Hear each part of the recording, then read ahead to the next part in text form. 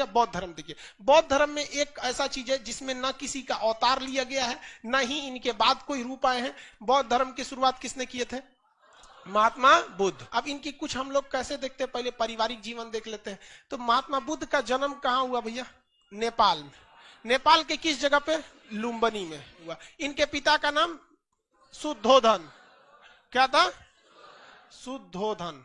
माता का नाम?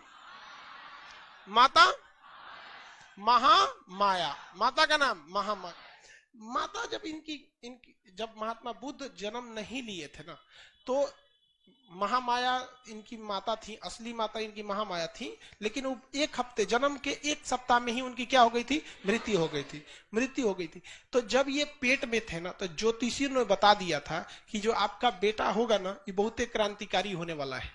बहुत मतलब क्या होगा? क्रांतिकारी होगा। तो पहले के ज्योतिष वगैरह एकदम जबरदस्त थे।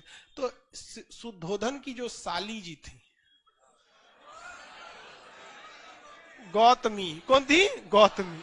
प्रजापति गौतमी। तो महामाया ने जब किसको जन्म दिया? सिद्धार्थ को। किसे? सिद्धार्थ। महात्मा बुद्ध के बचपन का नाम क्या था? सिद्धार्थ।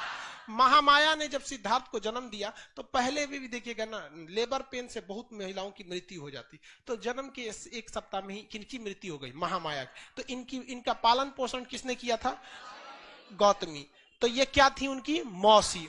लेकिन मौसी से ये इन्होंने क्या कर लिया था? विवाह कर लिया। ये अभी भी परंपरा देखने को मिलती। तो ये इनकी सौतेली माँ कह लीजिए या इनकी मौसी, क्या नाम था उनका? प्रजापति गौतमी। प्रजापति गौतमी। इनका कुल पूछेगा। कुल, यहाँ कुल का नाम क्या हो गया? शाक्य कुल। शाक्य कुल होने के वजह से ही इन्हें शाक्य मुनि कहा जाता है। शाक्य मुनि किसे कहा जाता है? सिद्धार्थ को। इन्हें क्या कहा है? सिद्धार्थ। जब ये जन्म लिए तो इनको ज्योतिषी ने बताया कि घर द्वार त्याग देगा। ध्यान से समझिएगा, जब सिद्धार्थ का जन्म हुआ तो ज्योतिषियों ने क्या कहा कि ये बहुत ज्ञानी बनेगा और दुनिया को सच्चाई के रास्ते पर ले जाएगा, घर द्वार मोह माया सब त्याग देगा। तब राजा परेशान हो गए कि एक गोली का भाग दुगा हो जाएगा, घर द्वार छोड़ देगा। तब तो पूछा गया उनसे कि इसका कोई उपाय बताइए। तो कहा कि सबसे सिंपल उपाय, अगर किसी का विकास रोकना है तो ब्याह करा दिए। सिंपल लॉजिक समझिए। बहुत ज्ञानी होगा, दुनिया को सच्चाई के रास्ते पर ले जाएगा, मोह माया सब त्याग देगा। इसका उपाय जो ये सब ना करे, ब्याह करा दे। समझ रहे हैं क्या लॉजिक है? तो इनका क्या हो गया? विवाह हो गया। और 16 साल की एक बहुत ही सुंदर कन्या से इनका विवाह हुआ, जिसका नाम क्या था? यशोधरा। तो देखिए इनकी शादी किससे हुई? यशोदा। शादी विवाह बहुत ठीक ठाक से हुआ, सब कुछ सही चल रहा था।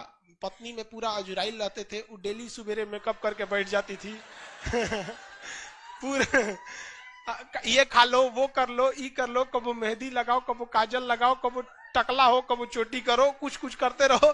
दुनिया मतलब उनको फुल टू यही पता था, बताया भी गया था कि भाई बहुत बड़े क्या होंगे? ज्ञानी हो जाएंगे। क्या होंगे? ज्ञानी। इनको आप ही का काम है कि इनको कंट्रोल करके रखना है। लेकिन महात्मा बुद्ध को ना, अब इनको ज्योतिषियों ने बताया था कि भाई क्या करना है, इनको तो छोड़ के जाएंगे। लेकिन इनके मन में एक वैराग्य उत्पन्न होता था कि ये सब बहुत गलत चीज है। तो इन्होंने कहा कि हम महल के बाहर जाएंगे। तो राजाओं का पहले महल होता था, बहुत बड़ा। लाल किला देखिए ना, दिल्ली में जाके लाल किला, उस एगो गांव बस जाएगा उसमें, लाल किला में। तो राजा महाराजा उसी में रहते थे सब। तो इनको कहा गया, इन्होंने कहा सिद्धार्थ ने कि हम महल के बाहर जाएंगे। तो ज्योतिष ने कहा कि ले हो गिल कांड, जाएगा महल के बाहर, सारी सच्चाई देख लेगा, हो जाएगा चौपट। तो उन्होंने क्या कहा, यहाँ पर ये राजा जो थे, इनके पिता का नाम क्या था? शुद्धोधन। इन्होंने पूरे महल में रास्ता डिसाइड होता है। आज भी मुख्यमंत्री निकलते हैं तो रास्ता डिसाइड होता है किस रास्ते से जाएंगे। देखेंगे सड़क खाली करा दिया जाता है, कोई नहीं निकलेगा, सड़क खाली, कोई जाम नहीं लगेगा, सफाई करो, चूना उना छिड़को, मुख्यमंत्री जाने वाले हैं। अब मुख्यमंत्री उधर से जाते हैं, कहते हैं मेरे राज्य में कितना विकास हुआ है, न जाम लगता है, न नालियां खुली हैं, चारों ओर चूना छिड़का। एक दिन आइए ना बिना बताए, बस वही हो गया। पूरा चूना उना छिड़का दिया गया और पूरा पुलिस उलिस लगा दी गई। आइए एकदम तैयारी से गए थे महात्मा बुद्ध। लेकिन संजोग अजब होता है कि वही में एगो बूढ़ा आदमी चला है, बीमार था, वृद्ध व्यक्ति, बीमार मतलब बूढ़ा था, तो बूढ़ा था, तो उन्होंने महात्मा बुद्ध ने पूछा अपने सारथी से, इनके घोड़ा का जो नाम था, नाम क्या था? कंतक। घोड़े का नाम कंतक, चेटक उनका था, और इनके सारथी का नाम था चन्ना। सारथी मतलब समझते हैं, जो घोड़ा को लेके हाँकता है, चल चल चल, तो सारथी का नाम क्या था? चन्ना। क्या नाम था? चन्ना। चन्ना, सारथी का नाम चन्ना। तो सारथी चन्ना से पूछे कि ये वो आदमी ऐसे झुक के काहे चल रहा है? तो कहा कि महाराज बुढ़ा गया है वो। कहा बुढ़ा गया, एकदम झड़ गया है रे, एकदम लुजुर पुजुर हो गया है, झड़ गया है। कहा कि महाराज सब आदमी झड़ जाएगा, ऐसे ही आप भी बुढ़ा जाइएगा। कहा हम बुढ़ा जाएंगे तो इतना उठपटांग लगेंगे? तो कहा हाँ। कहा कि भाई सबको जाना है यहाँ से। तो उनको दिमाग में खटक गया कि भाई गड़बड़ है, तो हमारे बाबूजी हमसे छुपा के रखे थे। तब तक आगे गए तो एक बीमार आदमी मिल गया। तो कहा ये क्या हो गया है? तो कहा कि अब एकदम ये जाने वाला है, मतलब ये बीमार है, अब ये क्या है, इस दुनिया से जाने वाला है, ये अब चल नहीं पाता है। तो पूछ चन्ना कहा कि हमारा और आपका सबका यही दुर्दशा होने वाला है लास्ट में। तब तक और आगे चल गए तो कोनो को अर्थी उठ रहा था। कहा कि वो लेटा का है ऊपर? कहा कि लेटा नहीं है वो, आपको लेटा लग रहा है, चल गया है वो। तो चल गया वहां पे। तो उन्होंने कहा कि सबको मरना है, सबको मरना है, आप भी जाएंगे, इस उद्धोधन भी जाएंगे, और आपकी जो महामाया थी ना वो चल गई, और ये भी जाएगी। तब बेचारा एकदम टेंशन में आ गया। वो साधु को देखा तो साधु से पूछा कि ई काहे बैठल है होगा? साधु योग के मुद्रा में बैठे थे, कोई मतलब नहीं, कपड़ा उपड़ा, साधु लोग का वेशभूषा कैसा रहता है वैसे। तो उन्होंने क्या कहा कि ई काहे ऐसा बैठल है? कहा कि ये भगवान के में मतलब भगवान की आराधना में विलीन है। तो कुछ पूछे महात्मा बुद्ध ने चन्ना से, कौन भगवान? जिसके पास वो लेटा वाला आदमी गया था, मतलब पूछे मर गया था, तो बताया ना चन्ना कि वो भगवान के पास जा रहा है। कहते मतलब वो भगवान के पास जा रहा है, उससे कनेक्शन लगा के बैठल है। तो उन्होंने कभी इस चीज को देखा नहीं था, तो इन चार चीजों को देखा तो उनके मन में वैराग्य आ गया, और घर आए तो टेंशन में आए, और यशोधरा से कहे कि देखना इस सब में कुछ ना रखल है दुनिया में। तो दिमागे ठनक गया, जोन बवाल के लिए हमको लाया गया था, बवाल आ गया इनके। तब तक पता चला कि यशोधरा गर्भवती, अब ये टेंशन में थे कि हमको घर द्वार छोड़ना है, और उधर से गर्भवती लड़का होने वाला था। इनको एकदम टेंशन था कि हम घर द्वार छोड़ देंगे, भाई जब बूढ़ा होना ही है, बीमार पड़ना ही है, राजा रहे चाहे फकीर रहे, बीमार पड़बे करेगा, गरीब होगा ही, मरबे करेगा, तो क्या जरूरत है झमेला करने का। तब तक वहां पे लड़का हुआ महात्मा बुद्ध का, तो नौकरानी सब पहले खुशखबरी लेके आती थी, जो पहले लाता था ना उसको कुछ गिफ्ट मिलता था, राजा वजा दे देता था सब। तो लेके आए तुरंत, महाराज की जय हो, यशोधरा को पुत्र हुआ है, तो बेटा हुआ है। तो बेटा का खुशी भारत में कुछ ज्यादा रहता है, समाज है, पुरुष समाज है, समझ में गया कि नहीं? बेटी का अभी भी मतलब, अब तो शहरों में थोड़ा सा कम है, लेकिन गांव में अभी भी मान के चलिए, अगर किसी को एगो बेटा नहीं है ना, तो एगो बेटा के इंतजार में 9 गो बेटी पैदा कर सकता है। वो फुल स्टॉप तभी मारेगा जब एगो उधर बेटा लग जाए, नहीं तो कॉमा दे के आगे बढ़ते रहेंगे।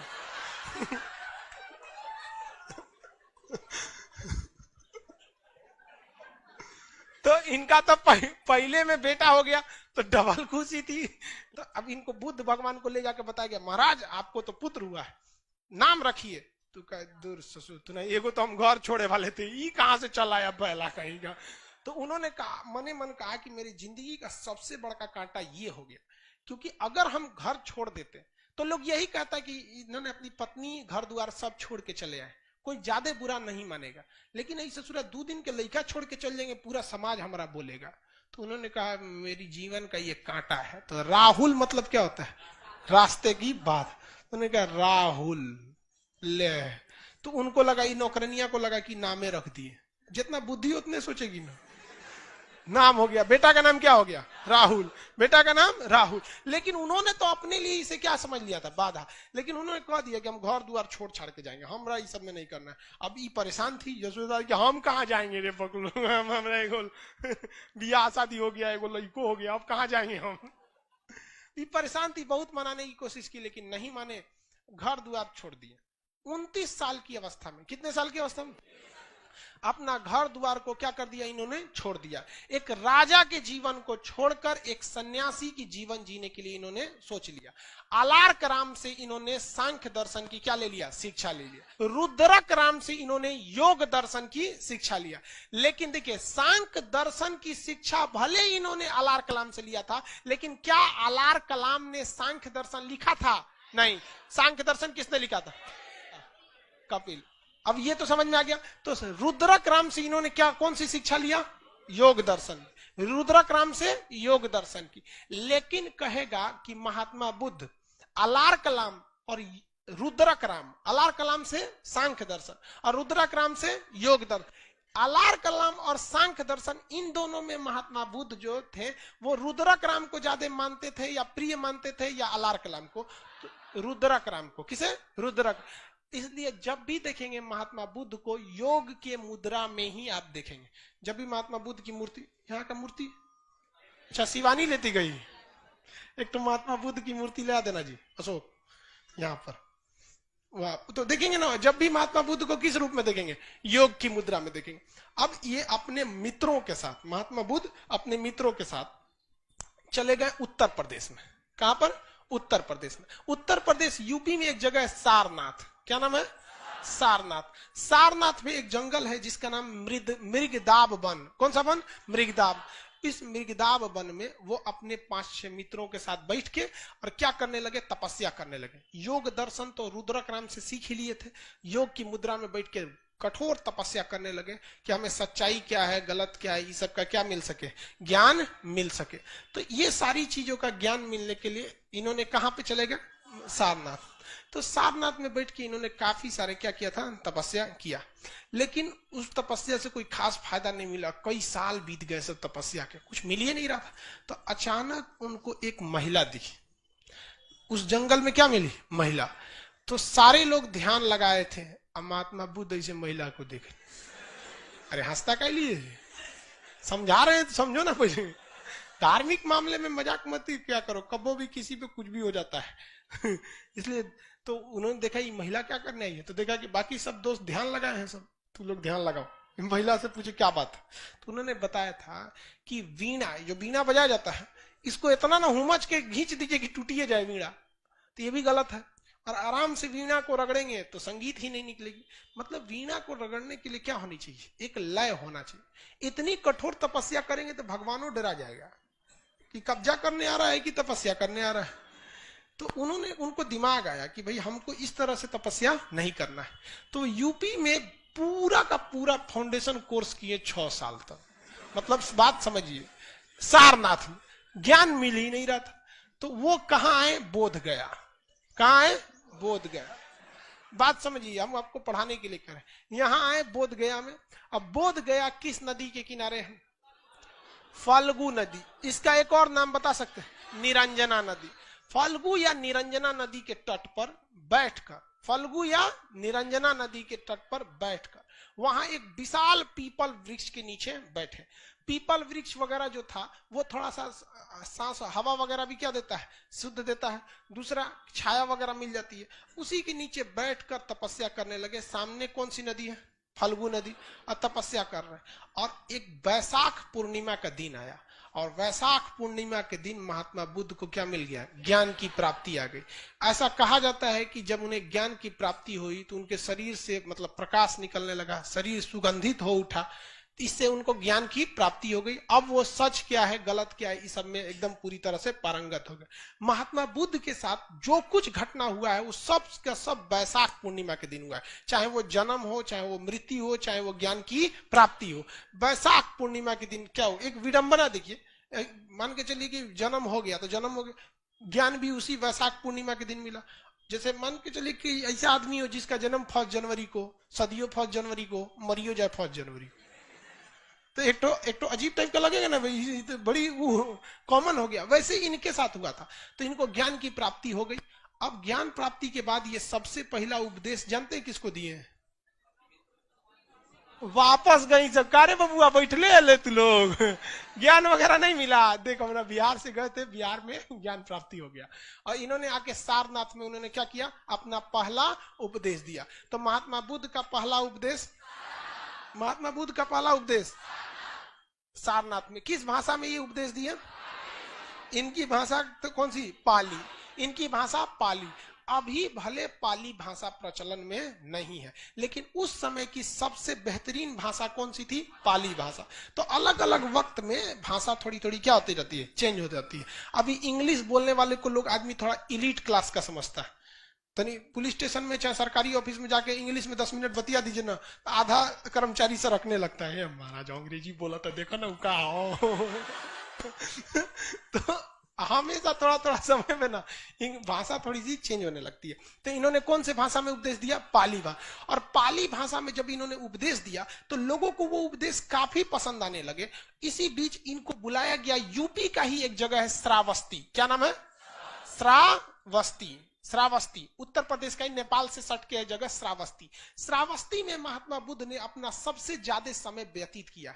बरसात के समय ये कहां चले जाते थे? श्रावस्ती में। और श्रावस्ती में जब ये उपदेश देने गए तो वहां एगो भयंकर डाकू रहता था, उंगली माल डाकू, काट के उंगलियां का माला पहन लेता था। घेर लिया महात्मा बुद्ध को। महात्मा बुद्ध को क्या कर लिया? घेर लिया।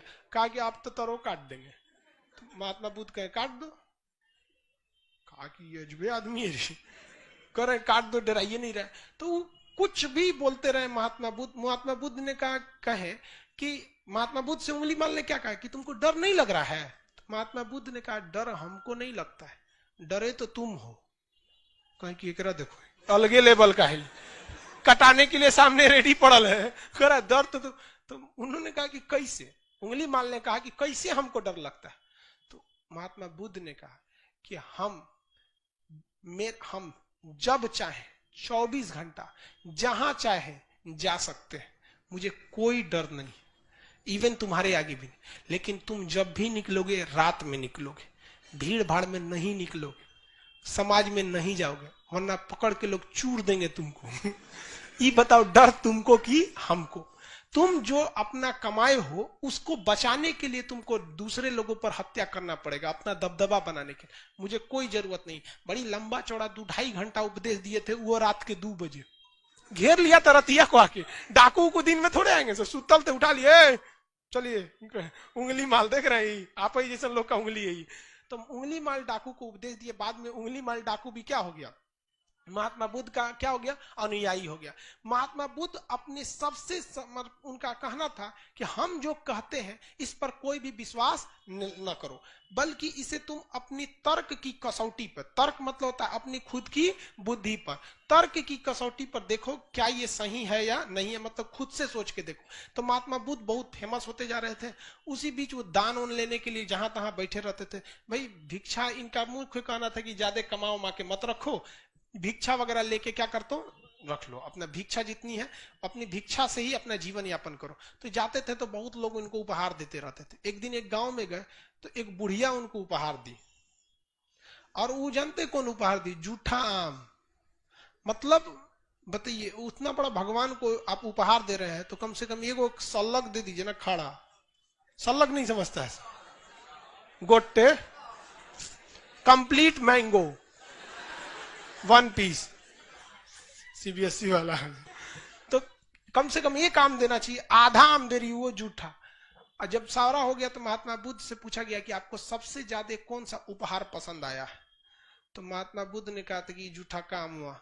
तो लोग जो सोना चांदी दिए थे वो कहने लगे कि अब सठिया गई लोग, उनके जूठे आम पसंद है। तो उन्होंने क्या कहा था कि जो आम जो बुढ़िया ने दिया है इसने अपना सब कुछ दे दिया, इसके पास कुछ नहीं है, और जो तुम लोगों ने दिया है वो अपनी टोटल संपत्ति में से कुछ दे दिया है यहाँ पर। और हम लोग को विचारधारा देखिए, हम लोग अपने टोटल संपत्ति का, जितनी संपत्ति रहती है, मान के चलिए जिसके पास 100% संपत्ति है, इसका वो भगवान को कितना देता है पता है? 0.0001% भी नहीं देता है। देखते हैं 0.01% भी नहीं देता है, 200-500 चढ़ा देता है और सोचता है कि भगवान हमको वीडियो कॉलिंग पे हमारी समस्या सॉल्व करे। अरे कहीं का इतनी सा में तो भगवान को ब्लैकमेल कर रहा है। तो इन्होंने कहा था महात्मा बुद्ध ने कि इसने अपना सब कुछ क्या दिया, हमको समर्पित कर दिया। आनंद इनका सबसे प्रिय शिष्य था। इनका सबसे प्रिय शिष्य क्या था? आनंद नाम था इनके सबसे प्रिय शिष्य का नाम। आनंद बहुत प्रिय शिष्य थे। एक इनको ना एक बहुत बदमाश लड़का था, गाली उली देता था महात्मा बुद्ध को।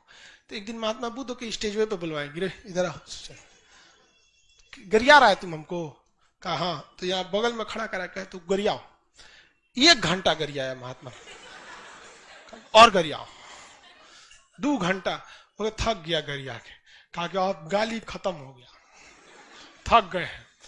तो महात्मा बुद्ध ने कहा कि देखो, मान के चलो कि हमने अपना कोई सामान तुमको दिया और तुम मेरे सामान को लेने से अगर इनकार कर देते हो तो वो सामान किसका होगा? तो उसने कहा कि सामान आपका था, हम नहीं लेंगे तो आपका हो जाएगा वापस। तो कहा ठीक है, जो तुम्हारी गालियां हैं ना हम नहीं ले रहे हैं। ये गाली किसकी हो जाएगी? कहा कि गुरुजी तो सब हमार हो जीतो। तो महात्मा बुद्ध का बहुत बड़ा क्या हो गया? चेला हो गया। लेकिन ये आनंद महात्मा बुद्ध से कहता था कि महाराज खाली आप ऐसे साधुओं को लेके घूमते हैं, महिलाओं को भी शामिल कीजिए। बदमाशी बहुत करता था। अरे भाई देखिए, आप इस चीज को ना अन्यथा में नहीं लेंगे। तो महात्मा बुद्ध का है, महिला उला को शामिल मत करना, महिला को शामिल करोगे हमेशा परेशान रहोगे, टाइम से आएगी सब नहीं, बैच चालू होने के बाद आएगी सब, तो परेशान होकर रह जाएगा। कितना समझा के रख दो, टाइम से नहीं आएगी सब। वैसे ही भाई उनमें साधुओं की सभा होती थी, सब साधु अपने में ध्यान में रहेंगे। लड़की सबका लेट कौन सी में होता है? हाँ, लड़का का कभी लेट होता है नहीं, वो तो लॉज में निकलने के बाद बटन बंद करता है। बाल उल्टी करे, चल चल, रूम से निकलेगा तब चप्पल पहनेगा, इसे फंसा के चल दिया वो सब ना। अरे बाप रे बाप, क्लास भाड़ में जाए, क्लास जरूरी थोड़े, कबो हो सकता है। तो महात्मा बुद्ध शुरुआत में महिलाओं को बौद्ध धर्म में समाने के लिए तैयार नहीं थे, लेकिन ये बार बार कहता था आनंद महाराज जरूरी है, समझ नहीं रहे आप। तो महात्मा बुद्ध ने कहा ठीक है चलो, अब महिलाओं को भी बौद्ध धर्म में शामिल कर लिए। महिला लोग चाहे वो लाइव में है चाहे यहाँ है, ये बात जरा ध्यान से समझिए, हम नहीं कह रहे, महात्मा बुद्ध कह रहे हैं। जब महिलाओं को उन्होंने प्रवेश करने की अनुमति दिया तो उन्होंने कहा कि अब बौद्ध धर्म ज्यादा दिन नहीं चल पाएगा। ये हमारा कथन नहीं है, ये महात्मा बुद्ध का कथन है कि अब बौद्ध धर्म ज्यादा दिन नहीं चल पाए। आप इसको गौर से देखिएगा, एक महिला जो रहेगी ना, उसका झगड़ा जानते किससे होगा? अपनी सास से, कभी ससुर से नहीं होगा, क्योंकि उस ससुर उसको टॉर्चर नहीं करने वाला है कोनो बात में। सास जो रहेगी बेचारी 11 बजे सूत के सोई है, काम वाम करके पतो ओके 4 बजे कोच के उठा देंगे, बबनी उठ चाय बना। अरे बेचारी 4 बजे का करने के लिए खखुआई लेगी तो मैं झाड़ देगी, बुढ़िया कहेगी। उसका झगड़ा हो जाएगा अपनी मतलब देवरानी से होगा, देवर से नहीं, जेठानी से होगा, भसुर से नहीं। देखना बराबरी बराबर। तो महात्मा बुद्ध ने क्या कहा कि अब बौद्ध धर्म ज्यादा दिन चलने वाला नहीं है। तो ये महात्मा बुद्ध के कथन थे, और आगे जाके ऐसा हुआ भी, ज्यादा दिन बौद्ध धर्म नहीं चला। लेकिन अब क्वेश्चन में हिसाब से रखेंगे, पहली महिला कौन थी? प्रजापति गौतमी। बौद्ध धर्म में शामिल होने वाली पहली महिला प्रजापति गौतमी।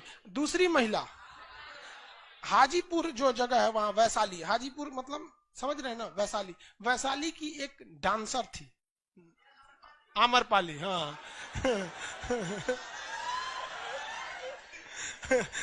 कर, हाँ सर, आम्रपाली लग रहा है कि गौए की थी।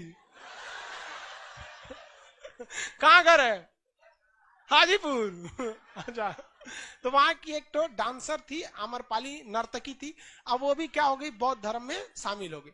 बौद्ध धर्म ने सबसे लोगों को कहा कि देखिए आपको कठोर नियम पालने की जरूरत नहीं है। बौद्ध धर्म ने 3-4 ठो सिद्धांत दिया, अष्टांगिक मार्ग दिया, सत्य का सिद्धांत दिया, और उसके बाद उन्होंने त्रिरत्न दिया, बुद्ध धम्म और संघ। बुद्धम शरणम गच्छामि, धम्मम शरणम, संघम शरणम गच्छामि और धम्मम शरणम गच्छामि। ये उनके त्रिरत्न है। ठीक है, आज के लिए इतना ही।